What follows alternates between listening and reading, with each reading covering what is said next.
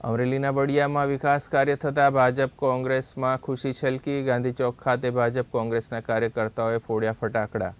શહેરમાં science college મંજૂર થતાં યુવાનોમાં હરખની હેલી। વિદ્યાર્થીઓની મુશ્કેલીઓનો અંત આવતા બંને પક્ષોએ આનંદ વ્યક્ત કર્યો। ધારાસભ્ય અને મુખ્યમંત્રીનો ભાજપ કોંગ્રેસના કાર્યકર્તાઓએ આભાર માન્યો। તો અમરેલીના બળિયામાં વિકાસ કાર્ય થતાં ભાજપ કોંગ્રેસ બંને ખુશ છે। ગાંધી ચોક ખાતે ભારતીય જનતા પક્ષ અને કોંગ્રેસના કાર્યકર્તાઓએ ફટાકડા ફોડ્યા। શહેરમાં સાયન્સ કોલેજ મંજૂર થતાં યુવાનોમાં છે હરખની હેલી। વિદ્યાર્થીઓની મુશ્કેલીઓનો અંત આવતા બંને પક્ષોએ આનંદ વ્યક્ત કર્યો। ધારાસભ્ય અને મુખ્યમંત્રીનો ભાજપ કોંગ્રેસ કાર્યકર્તાઓએ આભાર માન્યો।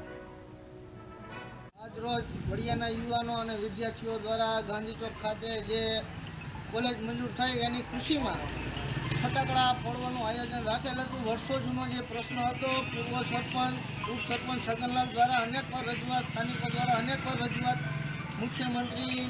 મંત્રીને કરવામાં આવેલ હતી કે આવતી ગઈકાલે કૌશિકભાઈની મહેનતથી કોલેજ બળિયાને મંજૂર થઈ ગયેલી છે। તે બદલ હું કૌશિકભાઈ અને મુખ્યમંત્રીશ્રીનો યુવા નેતા તરીકે આભાર માનું છું। આજે બળિયાને વર્ષો જૂની માગણી હતી જે અહીંના વિદ્યાર્થીઓને જેતપુર, ગોંડલ, જુનાગઢ એમ 25થી 50 કિલોમીટરના દૂરે કોલેજ કરવા જવું પડતું। તેનો પ્રશ્ન 24/6 અને 2021ની અંદર રૂપાણી સાહેબ ત્યારે મુખ્યમંત્રી હતા, ત્યારે હું સરપંચ હતો બળિયાનો, અને એણે મેં રજૂઆત કરેલી અને ત્યારે કૌશિકભાઈ જિલ્લા ભાજપના પ્રમુખ હતા। ત્યારે પણ કૌશિકભાઈને પણ એક લેટર મોકલેલો અને આજે માનનીય શ્રી કૌશિકભાઈ ધારાસભ્યશ્રીએ વડિયાને જ્યારે કુકાવાઓને યાદ આપ્યું ત્યારે મેં એમને અભિનંદન આપેલા કે ભાઈ કુકાવાઓને યાદ આપ્યું એ બદલ તમારો ખૂબ ખૂબ આભાર। ત્યારે મને કૌશિકભાઈએ વચન આપેલું કે જગનલાલ, કુકાવાઓને યાદ આપી છે, કુકાવાઓ અને વડિયા મારે ડાબી ને જમણી બે આંખો છે, પણ કુકાવાઓને યાદ આપી છે અને તમને કોલેજ આપશું એ આ મારું વચન છે। આજે કૌશિકભાઈએ વચન પાળીને બતાવ્યું છે।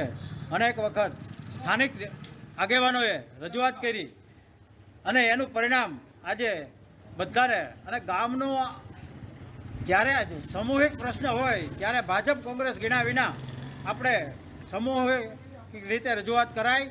અને આજે જે આ કોંગ્રેસના આગેવાનોએ ફટાકડા ફોડી અને વડિયાને જે કોલેજ મંજૂર કરાવી કૌશિકભાઈના, એ બદલ કૌશિકભાઈનો આભાર માન્યો છે। એ તકે આ કોંગ્રેસના આગેવાનોને પણ હું આભાર માનું છું।